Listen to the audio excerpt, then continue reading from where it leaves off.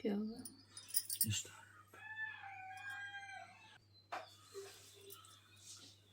प्रणाम। जय माता रानी साधकों। आज हम लोग सप्तशती के दूसरे और तीसरे अध्याय का पाठ करेंगे। दूसरे और तीसरे अध्याय का पाठ करने से पहले हम कवच अर्गला और कीलक का पाठ करेंगे। तत्पश्चात हम दूसरे तीसरे अध्याय का पाठ करेंगे। तो चलिए पहले हम कवच अर्गला और कीलक का पाठ करते हैं। ओम चंडिका देवी को नमस्कार है।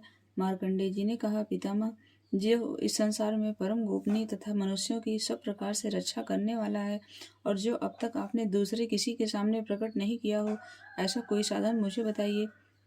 ब्रह्मा जी बोले, ब्राह्मण, ऐसा साधन तो एक देवी का कवच ही है, जो गोपनीय से भी परम गोपनीय, पवित्र तथा संपूर्ण प्राणियों का उपकार करने वाला है। महामुनि, उसे श्रवण करो। देवी की 9 मूर्तियां हैं, जिन्हें नवदुर्गा कहते हैं। उनके पृथक पृथक नाम बतलाए जाते हैं। प्रथम नाम शैलपुत्री, दूसरी मूर्ति का नाम ब्रह्मचारी, तीसरा स्वरूप चंद्रघंटा के नाम से प्रसिद्ध है, चौथी मूर्ति को कूष्मांडा कहते हैं, पांचवी दुर्गा का नाम स्कंद माता है, देवी के छठे रूप को कात्यायनी कहते हैं, सातवां कालरात्रि और आठवां स्वरूप महागौरी के नाम से प्रसिद्ध है, नवी दुर्गा का नाम सिद्धदात्री है। ये सब नाम सर्वज्ञ महात्मा वेद भगवान के द्वारा ही प्रतिपादित हुए हैं। जो मनुष्य अग्नि में जल रहा हो, रणभूमि में शत्रुओं से घिर गया हो, विषम संकट में फंस गया हो तथा इस प्रकार भय से आतुर होकर जो भगवती दुर्गा की शरण में प्राप्त हुए हों, उनका कभी कोई अमंगल नहीं होता। युद्ध के समय संकट पड़ने पर भी उनके ऊपर कोई विपत्ति नहीं दिखाई देती। उन्हें शोक, दुख और भय की प्राप्ति नहीं होती। जिन्होंने भक्ति पूर्वक देवी का स्मरण किया है, उनका निश्चय ही अभ्युदय होता है। देवेश्वरी, जो तुम्हारा चिंतन करते हैं, उनकी तुम निसंदेह रक्षा करती हो। चामुंडा देवी प्रेत पर आरूढ़ होती हैं, वाराही भैंस पर सवारी करती हैं, ऐन्द्री का वाहन ऐरावत हाथी है, वैष्णवी देवी गरुड़ पर ही आसन जमाती हैं, माहेश्वरी वृषभ पर आरूढ़ होती हैं, कौमारी का वाहन मयूर है। भगवान विष्णु की प्रियतमा रश्मि देवी कमल के आसन पर विराजमान है और हाथों में कमल धारण किए हुए हैं। वृषभ पर आरूढ़ ईश्वरी देवी ने श्वेत रूप धारण कर रखा है। ब्राह्मी देवी हंस पर बैठी हुई है और सब प्रकार के आभूषणों से विभूषित है। इस प्रकार ये सभी माताएं सब प्रकार की योग शक्तियों से संपन्न है। इनके सिवा और भी बहुत सी देवियां हैं, जो अनेक प्रकार के आभूषणों की शोभा से युक्त तथा नाना प्रकार के रत्नों से सुशोभित हैं। ये संपूर्ण देवियां क्रोध में भरी हुई हैं और भक्तों की रक्षा के लिए रथ पर बैठी दिखाई देती हैं। ये शंख, चक्र, गदा, शक्ति, हल और मूसल, खेटक और तोमर, परस तथा पास, कुंत और त्रिशूल एवं उत्तम सारंग, धनुष आदि अस्त्र शस्त्र अपने हाथों में धारण करती हैं। दैत्यों के शरीर का नाश करना, भक्तों को अभयदान देना और देवताओं का कल्याण करना, यही उनके शस्त्र धारण का उद्देश्य है। महान रौद्र रूप, अत्यंत घोर पराक्रम, महान बल और महान उत्साह वाली देवी, तुम महान भय का नाश करने वाली हो। तुम्हें नमस्कार है। तुम्हारी ओर देखना भी कठिन है। शत्रुओं का भय बढ़ाने वाली जगदम्बिके, मेरी रक्षा करो। पूर्व दिशा में इंद्री मेरी रक्षा करें, अग्निकोण में अग्निशक्ति, दक्षिण दिशा में वाराही तथा नैऋत्य कोण में खड्गधारिणी मेरी रक्षा करें, पश्चिम दिशा में वारुणी और वायव्य कोण में मृग पर सवारी करने वाली देवी मेरी रक्षा करें, उत्तर दिशा में कौमारी और ईशान कोण में शूलधारिणी देवी रक्षा करें। ब्राह्मणी, तुम ऊपर की ओर से मेरी रक्षा करो और वैष्णवी देवी नीचे की ओर से मेरी रक्षा करें। इस प्रकार सौ को अपना वाहन बनाने वाली चामुंडा देवी दसों दिशाओं से मेरी रक्षा करें। जया आगे से और विजया पीछे की ओर से मेरी रक्षा करें। वाम भाग में अजिता और दक्षिणा भाग में अपराजिता रक्षा करें। उद्योतनी शिखा की रक्षा करें। उमा मेरे मस्तक पर विराजमान होकर रक्षा करें। ललाट में मालाधारी रक्षा करें और अश्विनी मेरी भवों का संरक्षण करें। भवों के मध्य भाग में त्रिनेत्रा और नथनों के एवं घंटा देवी रक्षा करें। दोनों नेत्रों के मध्य भाग में शंखिनी और कानों में द्वार वासिनी रक्षा करें। कालिका देवी कपोलों की तथा भगवती शांकरी कानों के मूल भाग की रक्षा करें। नासिका में सुगंध और ऊपर के ओठ में चर्चिका देवी रक्षा करें। नीचे के ओठ में अमृत कला तथा जीवा में सरस्वती देवी रक्षा करें। कौमारी दांतों की और चंडिका कंठ प्रदेश की रक्षा करें। चित्र घंटा गले की घाटी की और महामाया ताल में रहकर रक्षा करें। कामाक्षी ठोड़ी की और सर्वमंगला मेरी बाड़ी की रक्षा करें। भद्रकाली ग्रीवा में और धनुर्धरी पृष्ठवंश में रहकर रक्षा करें। कंठ के बाहरी भाग में नीलग्रीवा और कंठ में नली में नलकुबरी रक्षा करें। दोनों कंधों में खड्गनी और मेरे दोनों भुजाओं की वज्रधारणी रक्षा करें। दोनों हाथों में दंडिनी और उंगलियों में अंबिका रक्षा करें। शूलेश्वरी नखों की रक्षा करें।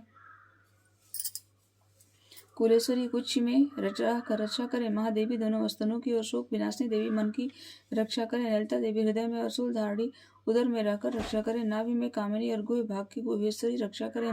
पूतना और कामिका लिंग की और महिष वाहिनी गुदा की रक्षा करें।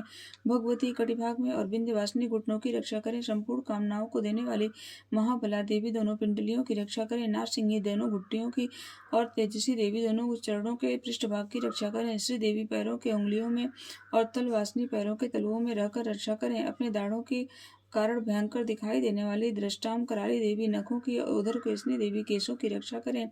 रोम वालियों के छिद्रों में कौबेरी और त्वचा की वागीश्वरी देवी रक्षा करें। पार्वती देवी रक्त मज्जा वसा मांस हड्डी और मेद की रक्षा करें। आंतों की कालरात्रि और पित्त की मुक्तेश्वरी देवी रक्षा करें।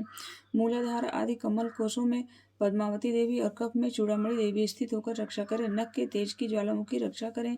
जिसका तेज किसी भी अस्त्र से भेदन नहीं हो सकता, वह अवेद्या देवी शरीर की समस्त संधियों में रहकर रक्षा करें। ब्राह्मणी, आप मेरे वीर्य की रक्षा करें। क्षत्रेश्वरी छाया की तथा धर्म धारणी देवी मेरे अहंकार मन और बुद्धि की रक्षा करें। हाथों में वज्र धारण करने वाली वज्रहस्ता देवी मेरे प्राण अपान व्यान उदान और समान वायु की रक्षा करें। कल्याण से शोभित होने वाली भगवती कल्याण शोभना मेरे प्राण की रक्षा करें। रस रूप गंध शब्द और स्पर्श इन विषयों का अनुभव करते समय योगिनी देवी रक्षा करें तथा सत्वगुण रजोगुण और तमोगुण की रक्षा सदा नारायणी देवी करें। वारायु आयु की रक्षा करें। वैष्णवी देवी धर्म की रक्षा करें तथा चक्रिणी देवी यश कीर्ति लक्ष्मी धन की विद्या की रक्षा करें। इंद्राणी, आप मेरे गोत्र की रक्षा करें।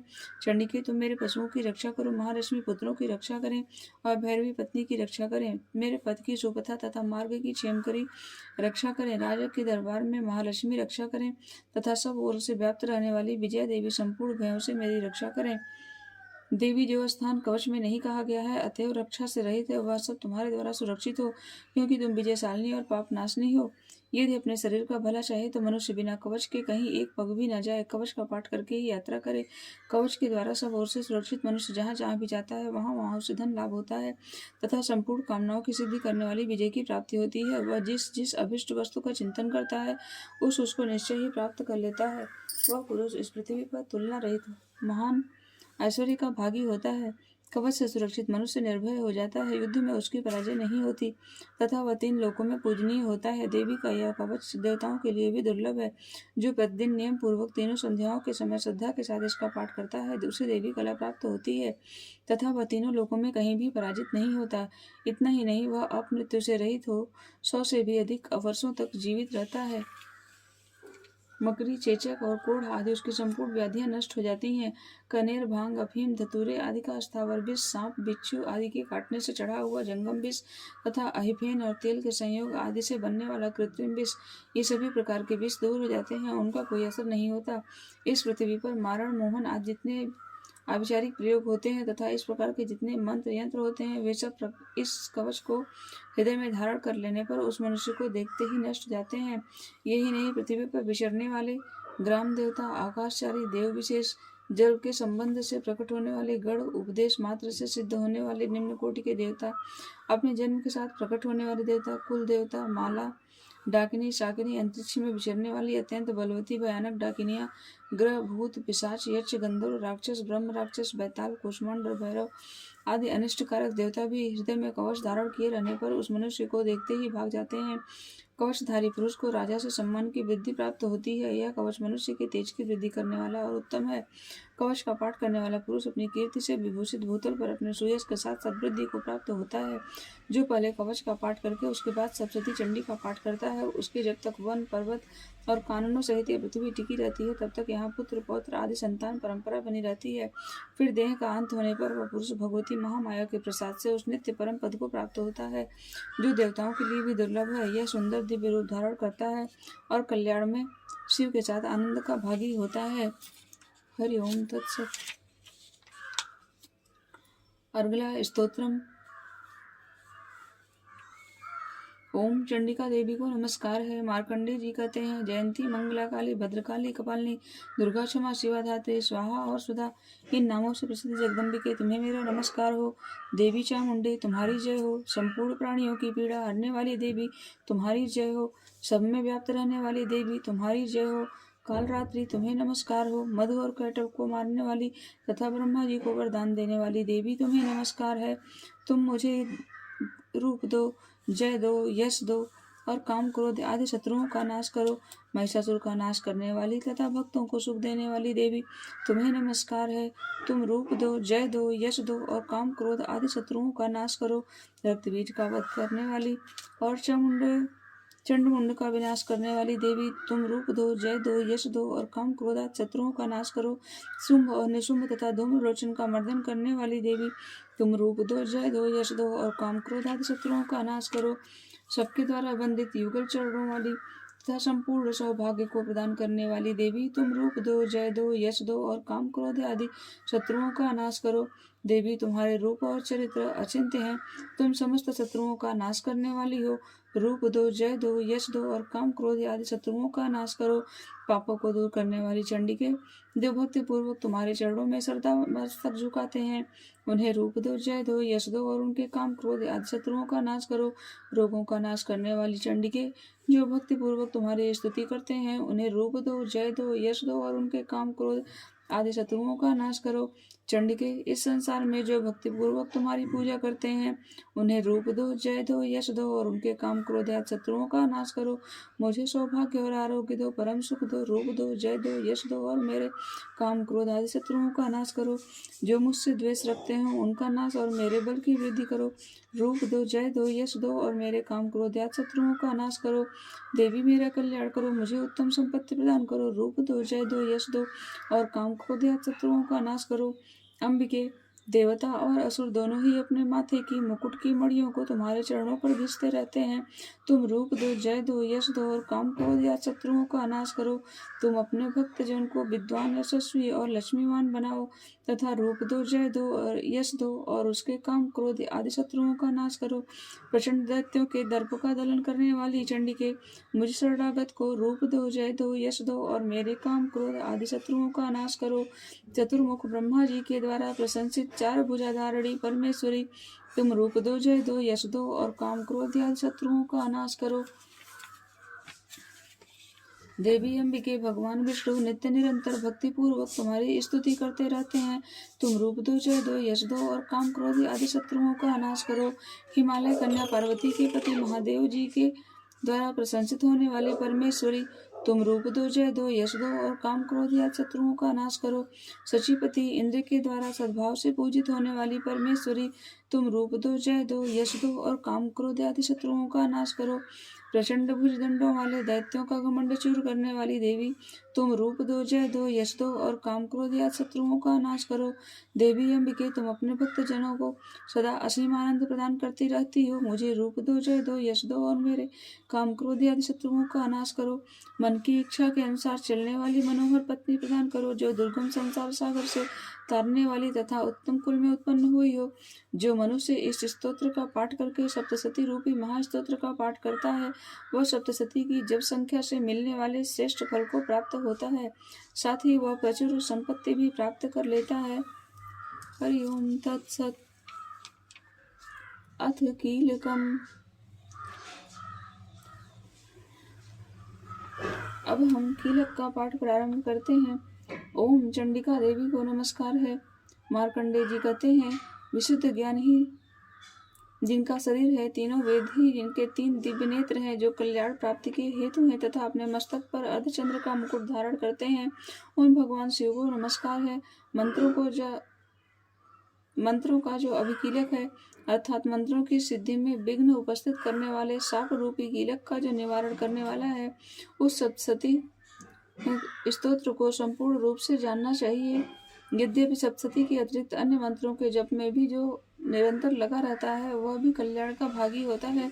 उसके भी उच्चाटन आदि कर्म सिद्ध होते हैं तथा उससे भी समस्त दुर्लभ वस्तुओं की प्राप्ति हो जाती है। तथापि जो अन्य मंत्रों का जप न करके केवल इस सप्तशती नामक स्तोत्र से ही देवी की स्तुति करते हैं, उन्हें स्तुति मात्र से ही सच्चिदानंद स्वरूपिणी देवी सिद्ध हो जाती हैं। उन्हें अपने कार्य की सिद्धि के लिए मंत्र, औषधि तथा अन्य किसी साधन के उपयोग की आवश्यकता नहीं होती। बिना जप के ही उनके उच्चाटन आदि समस्त औपचारिक कर्म सिद्ध हो जाते हैं। इतना ही नहीं, उनकी संपूर्ण अभिष्ट वस्तुएं भी सिद्ध होती हैं। लोगों के मन में यह शंका थी कि जब केवल सप्तशती की उपासना से अथवा सप्तशती को छोड़कर अन्य मंत्रों की उपासना से भी समान रूप से सब कार्य सिद्ध होते हैं, तब इनमें श्रेष्ठ कौन सा साधन है। लोगों की इस शंका का समाधान करने के लिए भगवान शंकर ने अपने पास आए हुए जिज्ञासियों को समझाया कि यह सप्तशती नामक संपूर्ण स्तोत्र ही सर्वश्रेष्ठ एवं कल्याणमय है। तदंतर भगवती चंडिका के सप्तशती नामक स्तोत्र को महादेव जी ने गुप्त कर दिया। सप्तशती के पाठ से जो पुण्य प्राप्त होता है उसकी कभी समाप्ति नहीं होती, किंतु अन्य मंत्रों के जब जन्य पुण्य की समाप्ति हो जाती है। अतः भगवान शिव ने अन्य मंत्रों की अपेक्षा जो सप्तशती की ही श्रेष्ठता का निर्णय किया, उसे यथार्थ ही जानना चाहिए। अन्य मंत्रों का जप करने वाला पुरुष भी यदि सप्तशती के स्तोत्र और जप का अनुष्ठान कर ले तो वह भी पूर्ण रूप से कल्याण का भागी होता है, इसमें तनिक भी संदेह नहीं। जो साधक कृष्ण पक्ष की चतुर्दशी अथवा अष्टमी को एकाग्र चित्र होकर भगवती की सेवा में अपना सर्वस्व समर्पित कर देता है और फिर उसे प्रसाद रूप से ग्रहण करता है, उसी पर भगवती प्रसन्न होती हैं, अन्यथा उनकी प्रसन्नता नहीं प्राप्त होती। इस प्रकार सिद्धि के प्रतिबंधक रूप कीलक के द्वारा महादेव जी ने इस स्तोत्र को कीलित कर रखा है। जो पूर्वोक्त रीति से निष्कीलन करके इस सप्तशती स्तोत्र का प्रतिदिन स्पष्ट उच्चारण पूर्वक पाठ करता है, वह मनुष्य सिद्ध हो जाता है, वह देवी का पार्षद होता है और वही गंधर्व भी होता है। सर्वत्र विचरते रहने पर भी इस संसार में उसे कहीं भय नहीं होता। वह अब मृत्यु के वश में नहीं पड़ता तथा देह त्यागने के अनंतर मोक्ष प्राप्त कर लेता है। अतः कीलक को जानकर उसका परिहार करके ही सप्तशती का पाठ आरंभ करे। जो ऐसा नहीं करता उसका नाश हो जाता है। इसलिए कीलक और निष्कीलन का ज्ञान प्राप्त करने पर ही यह स्तोत्र निर्दोष होता है और विद्वान पुरुष इस निर्दोष स्तोत्र का ही पाठ आरंभ करते हैं। स्त्रियों में जो कुछ भी सौभाग्य आदि दृष्टिगोचर होता है वह सब देवी के प्रसाद का ही फल है। अतः इस कल्याण में स्तोत्र का सदा जप करना चाहिए। इस स्तोत्र का मंद स्वर से पाठ करने पर स्वल्प फल की प्राप्ति होती है और उच्च स्वर से पाठ करने पर पूर्ण फल की सिद्धि होती है। अतः उच्च स्वर से ही इसका पाठ आरंभ करना चाहिए। जिनके प्रसाद से ऐश्वर्य, सौभाग्य, आरोग्य, संपत्ति, शत्रुनाश तथा परम मोक्ष की भी सिद्धि होती है, उन कल्याणमयी जगदम्बा की स्तुति मनुष्य क्यों नहीं करते। हरि ओम तत्सत। इस प्रकार कवच, अर्गला, कीलक तीनों का पाठ पूर्ण हुआ। अब हम द्वितीय अध्याय का पाठ प्रारंभ करेंगे।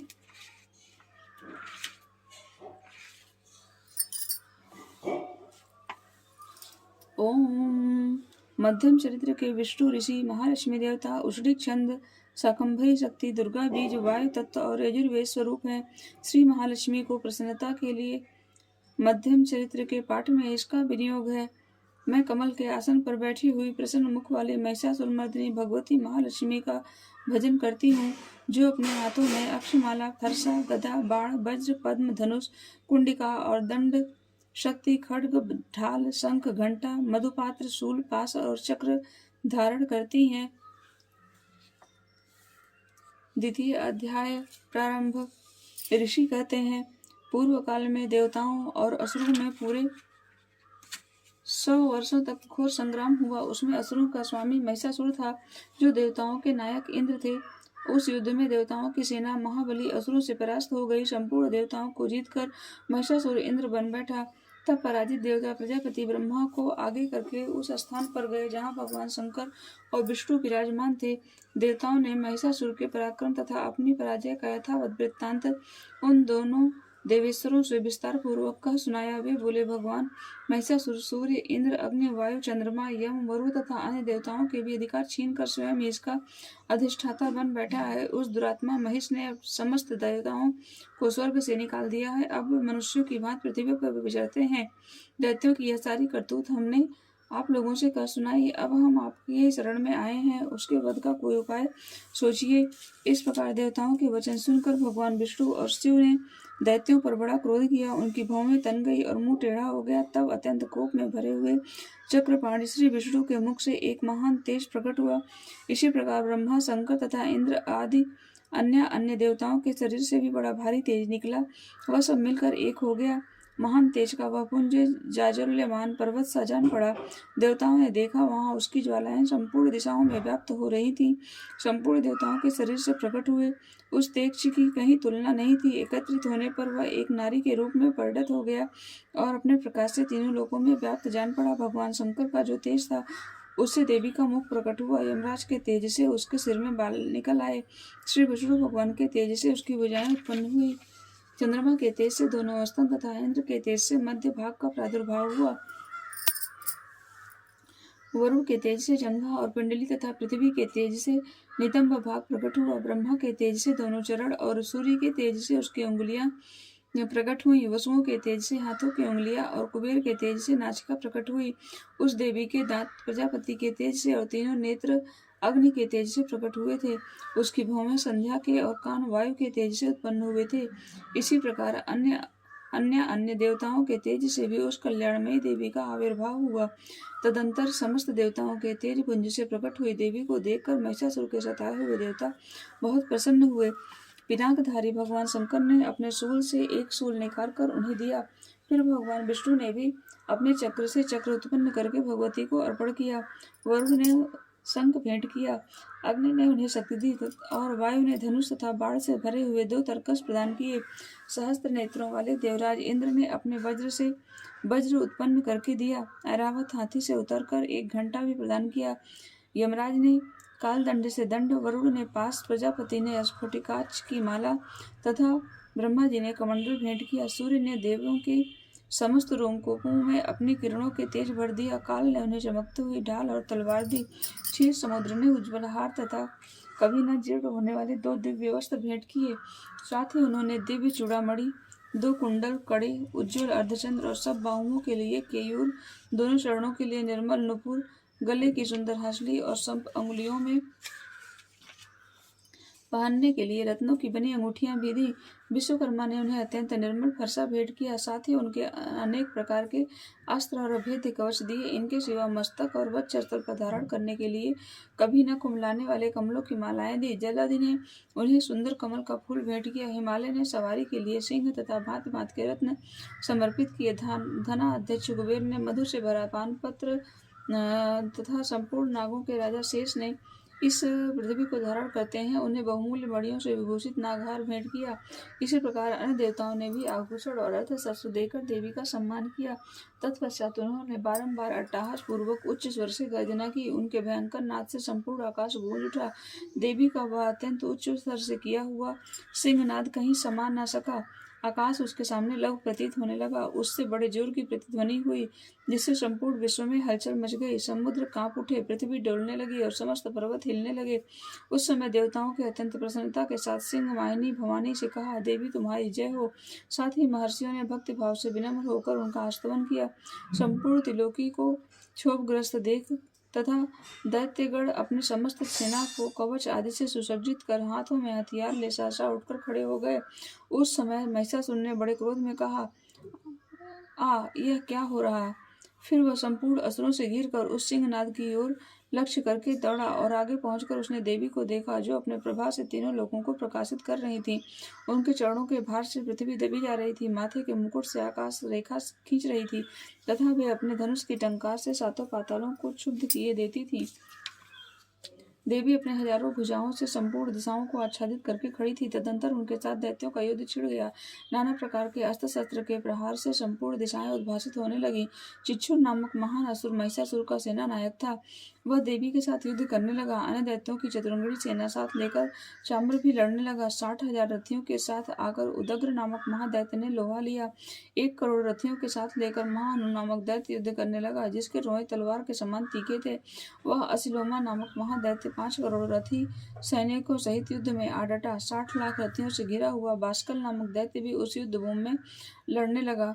परिवारित नामक राक्षस हाथी सवार और घुड़सवार अनेक दलों तथा 1 करोड़ रथियों की सेना लेकर युद्ध करने लगा। बिडाल नामक दैत्य 5 अरब रथियों से घिर कर लोहा लेने लगा। इनके अतिरिक्त और भी हजारों महादैत्य रथ, हाथी और घोड़ों की सेना के साथ लेकर वहां देवी के साथ युद्ध करने लगे। स्वयं महिषासुर उस रणभूमि में कोटि कोटि सहस्त्र रथ, हाथी और घोड़ों की सेना से घिरा हुआ खड़ा था। वे दैत्य देवी के साथ तोमर, भिंदीपाल, शक्ति, मूसल, खड्ग, परस और पट्टिस आदि अस्त्र शस्त्रों का प्रहार करते हुए युद्ध कर रहे थे। कुछ दैत्यों ने उन पर शक्ति का प्रहार किया, कुछ लोगों ने पास फेंके तथा कुछ दूसरे दैत्यों ने खड्ग प्रहार करके देवी को मार डालने का उद्योग किया। देवी ने भी क्रोध में आग भर कर खेल खेल में ही अपने अस्त्र शस्त्रों की वर्षा करके दैत्यों के वे समस्त अस्त्र शस्त्र काट डाले। उनके मुख पर परिश्रम तथा थकावट का रंच मात्र भी चिन्ह नहीं था। देवता और ऋषि उनकी स्तुति करते थे और वे भगवती परमेश्वरी दैत्यों के शरीरों पर अस्त्र शस्त्रों की वर्षा करती रहीं। देवी का वाहन सिंह भी क्रोध में भरकर गंतम के बालों को हिलाता हुआ अस्त्रों की सेना में इस प्रकार विचरने लगा मानो वनों में दावानल फैला रहा हो। रणभूमि में दैत्यों के साथ युद्ध करती हुई अंबिका देवी ने जितने निश्वास छोड़े वे सभी तत्काल सैकड़ों हजारों गणों के रूप में प्रकट हो गए और परशु भिंदीपाल खड्ग तथा पट्टिस आदि अस्त्रों द्वारा असुरों का सामना करने लगे। देवी की शक्ति से बढ़े हुए वे गण असुरों का नाश करते हुए नगाड़ा और शंख आदि बाजे बजाने लगे। उस संग्राम महोत्सव में कितने ही गण मृदंग बजा रहे थे। तदनंतर देवी ने त्रिशूल से, गदा से, शक्ति की वर्षा से और खड्ग आदि से सैकड़ों महादैत्यों का संहार कर डाला। कितनों के घंटे के भयंकर नाद से मूर्छित करके मार गिराया। बहुत तेरे दैत्यों को पास से बांधकर धरती पर घसीटा। कितने ही दैत्य उनकी तीखी तलवार की मार से दो दो टुकड़े हो गए। कितने ही गदा की चोट से घायल हो धरती पर सो गए। कितने ही मूसल की मार से अत्यंत आहत होकर रक्त नमन वमन करने लगे। कुछ दैत्य शूल से छाती फट जाने के कारण पृथ्वी पर ढेर हो गए। उस रणांगण में बाण समूहों की वृष्टि से कितने ही असुरों की कमर टूट गई। बाज की तरह झपटने वाले देवी पीड़क दैत्यगण अपने प्राणों से हाथ धोने लगे। किन्हीं की बाहें छिन्न भिन्न हो गई, कितनों की गर्दन कट गई, कितने ही दैत्यों के मस्तक कट कट कर गिरने लगे। कुछ लोगों के शरीर मध्य भाग में ही विदीर्ण हो गए। कितने ही महादैत्य जांघें कट जाने से पृथ्वी पर गिर पड़े। कितनों के ही देवी ने एक बाह, एक पैर और एक नेत्र वाले करके दो टुकड़ों में चीर डाला। कितने ही महादैत्य मस्तक कट जाने पर भी गिरकर फिर उठ जाते थे और केवल धड़ के रूप में अच्छे अच्छे हथियार हाथ में ले देवी के साथ युद्ध करने लगते थे। दूसरे कबंध युद्ध के बाजों की लय पर नाचते थे। कितने ही बिना सिर के धड़ हाथों में खड्ग, शक्ति और रिष्टि लिए दौड़ते थे तथा दूसरे दूसरे महादैत्य ठहरो ठहरो यह कहते हुए देवी को युद्ध के लिए ललकारते थे। जहाँ वह घोर संग्राम हुआ था वहाँ की धरती देवी के गिराए हुए रथ, हाथी, घोड़े और असुरों की लाश से ऐसी पट गई थी कि वहाँ चलना फिरना असंभव हो गया था। दैत्यों की सेना में हाथी, घोड़े और असुरों के शरीर से इतनी अधिक मात्रा में रक्तपात हुआ था कि थोड़ी ही देर में वहाँ खून की बड़ी बड़ी नदियां बहने लगी।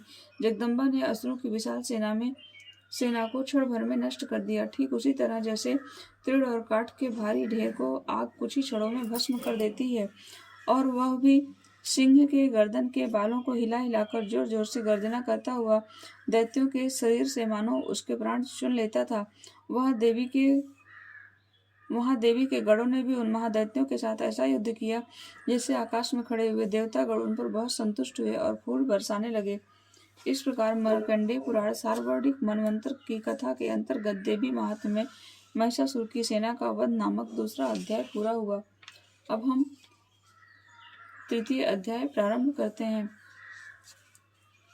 जगदम्बा के श्रीअंगों की कांति उदय काल के सहस्त्रों सूर्यों के समान है। वे लाल रंग की रेशमी साड़ी पहने हुए हैं। उनके गले में मुंडमाला शोभा पा रही है। दोनों स्तनों पर रक्त चंदन का लेप लगा हुआ है। वे अपने कर कमलों में जाप, मालिका, विद्या और अभय तथा वर नामक मुद्राएं धारण किए हुए हैं। 3 नेत्रों से सुशोभित मुखारविंद की बड़ी शोभा हो रही है। उनके मस्तक पर चंद्रमा के साथ ही रत्नमय मुकुट बंधा हुआ है तथा वे कमल के आसन पर विराजमान है। ऐसी देवी का मैं भक्त पूर्वक प्रणाम करती हूँ। ऋषि कहते हैं, दैत्यों की सेना की इस प्रकार तहस नहस देख महादैत्य सेनापति चिच्छुर क्रोध में भरकर अंबिका देवी से युद्ध करने के लिए आगे बढ़ा। वह असुर रणभूमि में देवी के ऊपर इस प्रकार बाणों की वर्षा करने लगा जैसे बादल मेरुगिरी के शिखर पर पानी की धार बरसा रहा हो। तब देवी ने अपने बाणों से उसके बाण समूह को अनायास हुई काटकर उसके घोड़ों और सारथी को मार डाला। साथ ही उसके धनुष तथा अत्यंत ऊंची ध्वजा को भी तत्काल काट गिराया। धनुष कट जाने पर उसके अंगों को अपने बाणों से बेध डाला। धनुष, रथ, घोड़े और सारथ के नष्ट हो जाने पर वह असुर ढाल और तलवार लेकर देवी की ओर दौड़ा। उसने तीखी धार वाले तलवार से सिंह के मस्तक पर चोट कर देवी की बाएं भुजा में बड़े वेग से प्रहार किया। राजन, देवी की बाह पर पहुंचते ही वह तलवार टूट गई। फिर तो उसने क्रोध से लाल आंखें करके उस राक्षस ने शूल हाथों में लिया और उस महादैत्य ने भगवती भद्रकाली के ऊपर चलाया। वह शूल आकाश से गिरते हुए सूर्य मंडल की भांति अपने तेज से प्रज्वलित हो उठा। उस शूल को अपनी ओर आते देख देवी ने भी शूल का प्रहार किया। उससे राक्षस के शूल के 100 टुकड़े हो गए। साथ ही महादैत्य चिच्छुर की भी धज्जियां उड़ गईं। वह प्राणों से हाथ धो बैठा। महिषासुर के सेनापति उस महापराक्रमी चिच्छुर के मारे जाने पर देवताओं को पीड़ा देने वाला चामर हाथी पर चढ़कर आया, उसने भी देवी के ऊपर शक्ति से प्रहार किया, किंतु जगदम्बा ने उसे अपने हुंकार से ही आहत एवं निःशब्द करके तत्काल पृथ्वी पर गिरा दिया। शक्ति टूटकर गिरी हुई देख चामर को बड़ा क्रोध हुआ। अब उसने शूल चलाया, किंतु देवी ने उसे भी अपने बाणों द्वारा काट डाला। इतने में ही देवी का सिंह उछल कर हाथी के मस्तक पर चढ़ बैठा और उस दैत्य के साथ खूब जोर लगाकर बाहु युद्ध करने लगा। वे दोनों लड़ते लड़ते हाथी से पृथ्वी पर आ गए और अत्यंत क्रोध में भरकर एक दूसरे पर बड़े भयंकर प्रहार करते हुए लड़ने लगे। तदंतर सिंह बड़े वेग से आकाश की ओर उछला। उधर से गिरते समय उसने पंजों की मार से चावल का सिर धड़ से अलग कर दिया। इसी प्रकार उदग्र भी शिला और वृक्ष आदि की मार खाकर रणभूमि में देवी के हाथों मारा गया और कराल भी दांतों, मुक्कों, थप्पड़ों की चोट से धराशायी हो गया। क्रोध में भरी हुई देवी ने गदा की चोट से उद्धत का कचूमर निकाल दिया, भिंदीपाल से वास्कल को तथा बाणों से ताम्र और अंधक को मौत के घाट उतार दिया। तीनों नेत्रों वाली परमेश्वरी ने त्रिशूल से, उग्रास से उग्रवीर तथा महाहनु नामक दैत्यों को मार डाला। तलवार की चोट से बिडाल के मस्तक को धड़ से काट गिराया। दुर्धर और दुर्मुख इन दोनों को भी अपने बाणों से यमलोक को भेज दिया। इस प्रकार अपनी सेना का संहार होता देख महिषासुर ने भैंसे का रूप धारण करके देवी के गढ़ों को त्रास देना आरंभ किया। किन्हीं की थुथुन से मारकर, किन्हीं को अपने खुरों से प्रहार करके, किन्हीं किन्हीं के पूंछ चोट पहुंचाकर, कुछ को सींगों से विदीर्ण करके, कुछ गढ़ों को के वेग से, किन्हीं को सिंहनाद से, कुछ को चक्कर देकर, कितनों को निश्वास वायु के झोंके से धराशायी कर दिया। इस प्रकार गढ़ों की सेना को गिराकर वह असुर महादेवी सिंह को मारने के लिए झपटा। इससे जगदम्बा को बड़ा क्रोध हुआ। उधर महापराक्रमी महिषासुर भी क्रोध में भरकर धरती के खुरों से खोदने लगा तथा अपने सींगों से ऊंचे ऊंचे पर्वत को उठाकर फेंकने लगा और गरजने लगा। उसके वेग से चक्कर देने के कारण पृथ्वी क्षुब्ध होकर फटने लगी। उसकी पूंछ से टकराकर समुद्र सब ओर से धरती को डुबोने लगा। हिलते हुए सींगों के आघात से विदीर्ण होकर बादलों के टुकड़े टुकड़े हो गए। उसके श्वास की प्रचंड वायु के वेग से उड़े हुए सैकड़ों पर्वत आकाश से गिरने लगे। इस प्रकार क्रोध में भरे हुए उस महादैत्य को अपनी ओर आते देख चंडिका ने उसका वध करने के लिए महान क्रोध किया। उन्होंने पास फेंक कर उस महान असुर को बांध लिया। उस महासंग्राम में बंध जाने पर उसने भैंसे का रूप त्याग दिया और तत्काल सिंह के रूप में प्रकट हो गया। उस अवस्था में जगदम्बा ज्यों ही उसका मस्तक काटने के लिए उद्यत हुई, त्यों ही वह खड्गधारी पुरुष के रूप में दिखाई देने लगा। तब देवी ने तुरंत ही बाणों की वर्षा करके ढाल और तलवार के साथ उस पुरुष को भी बींध डाला। इतने में ही वह महान गजराज के रूप में परिणत हो गया तथा अपनी सूंड से देवी के विशाल सिंहों को खींचने लगा और गर्जने लगा। खींचते समय देवी तलवार से उसकी सूंड काट डाली। तब उस महादैत्य ने पुनः भैंसे का रूप धारण कर लिया और पहले की ही भांति चराचर प्राणियों सहित तीनों लोगों को व्याकुल करने लगा। तब क्रोध में भरी हुई जगन्माता चंडिका बारंबार उत्तम मधु का पान करने और लाल आंखें करके हंसने लगी। उधर वह बल और पराक्रम के मद से उन्मत्त हुआ राक्षस गर्जने लगा और अपने सींगों से चंडी के ऊपर पर्वतों को फेंकने लगा। उस समय देवी अपने बाणों के समूह से उसके फेंके हुए पर्वतों को चूर करती हुई बोली। बोलते समय उनका मुख मधु के मद से लाल हो रहा था और बाड़ी लड़खड़ा रही थी। देवी ने कहा, ओ मूढ़, मैं जब तक मधु पीती हूँ तब तक तू क्षण भर के लिए खूब गर्ज ले। मेरे हाथों से यही तेरी मृत्यु हो जाने पर अब शीघ्र ही देवता भी गर्जना करेंगे। ऋषि कहते हैं, यूं कहकर देवी उछली और उस महादैत्य के ऊपर चढ़ गईं। फिर अपने पैर से उसे दबाकर उन्होंने शूल से उसके कंठ में आघात किया। उनके पैर से दबा होने पर भी महिषासुर अपने मुख से आधे शरीर से बाहर निकलने लगा। तभी देवी ने अपने प्रभाव से उसे रोक दिया। आधा निकला होने पर भी वह महादैत्य देवी से युद्ध करने लगा। तब देवी ने बहुत बड़ी तलवार से उसका मस्तक काट गिराया। फिर तो हाहाकार करती हुई दैत्यों की सारी सेना भाग गई और संपूर्ण देवता अत्यंत प्रसन्न हो गए। देवताओं ने दिव्य महर्षियों के साथ दुर्गा देवी का स्तवन किया। गंधर्व राज गाने लगे तथा अप्सराएं नृत्य करने लगी। इस प्रकार श्री मार्कंडेय पुराण में सावर्णिक मनवंतर की कथा के अंतर्गत देवी महात्म्य में महिषासुर वध नामक तीसरा अध्याय भी पूर्ण हुआ।